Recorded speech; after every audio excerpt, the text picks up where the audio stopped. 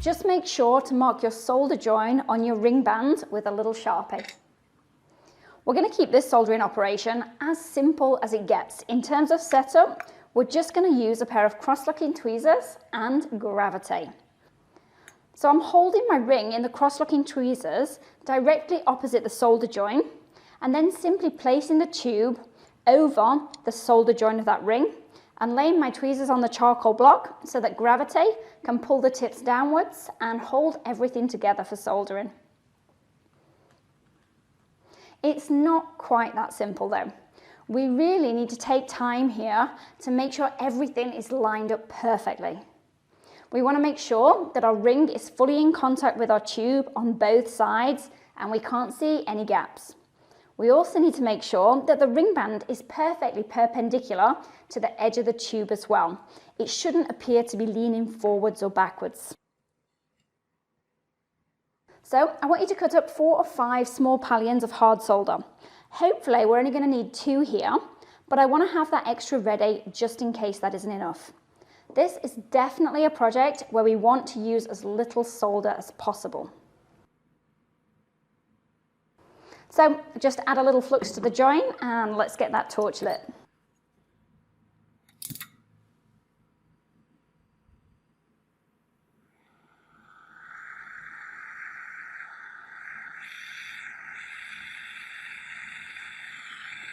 Now pick up your first piece of hard solder,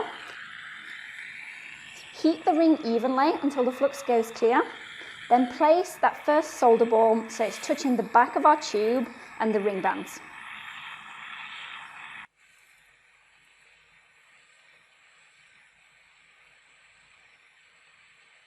And then add another piece on the opposite side.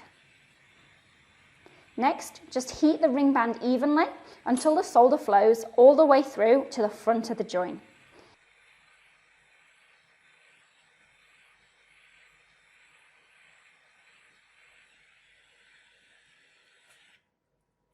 At this stage though, we need to check that our solder has flowed all the way through, right to the other side of those U-shapes. If we didn't use quite enough solder and we need to add a little more, we can do that now. But this time we'll place our solder at the front of the U-shapes in our tube rather than at the back. Then simply solder again. But this one's pretty good, so I'm just going to quench it and pop it into the pickle. All right, while that's in the pickle, let's take a look at another option for doing exactly the same thing, but this time using a super nifty tool designed especially for soldering heads to shanks. Head and shank tweezers. Okay, place the tube over the solder join on your ring band just as before. Then open up the head and shank tweezers and slide that whole setup in there. Then check everything is perfectly aligned and tighten them up with the little slider on the side. It really is that simple, but don't for a second think that is all you need to do. We really have to spend time checking here. The joins, the alignment, make sure there's no gaps anywhere and that the ring shank is perfectly perpendicular to the tube in every single direction.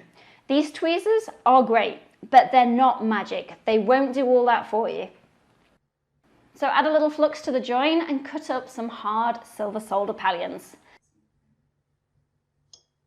Again, keep them nice and small here. We can always add more solder if necessary later, but it will really spoil the lovely crisp look of our ring if we add too much right now. Let's get the torch lit. Here we need a slightly larger flame for this than if we were using our cross-locking tweezers, and that's because we have a massive amount of steel that's trying to suck the heat away from our ring. And for that reason, we're going to spend a little time preheating the tweezers first, before we even start thinking about heating the ring itself. So go ahead and pick up your solder, then start heating the tweezers, especially that huge mass at the bottom underneath our tube. That is really going to suck the heat away if we don't spend time preheating it. So go ahead and place your solder again to the back side of our little U-shapes where they meet the ring bands. Then finally, heat the entire ring until the solder flows. Now, I can hear a question. Why do we put the solder towards the back? Well, basically, solder flows towards the hottest point, and I'm heating the ring from the front. So that should be the area that gets the hottest. Basically, we're just giving capillary action a helping hand here to pull the solder through the join and to the front of the ring. Now I can see here I didn't use quite enough solder, so I'm just going to add a little more. But this time I'm going to place the solder at the front of the join, because hey, that's where we're missing the solder. And then simply heat the ring band until the solder flows. In this case, there's no need to pickle the ring or add more flux before soldering again. There's still plenty of flux on the ring and the metal is still relatively clean. But if you spent a long time soldering and your ring got really oxidized and turned black, then that's when you need to quench, pickle and reflux before soldering again. Remember,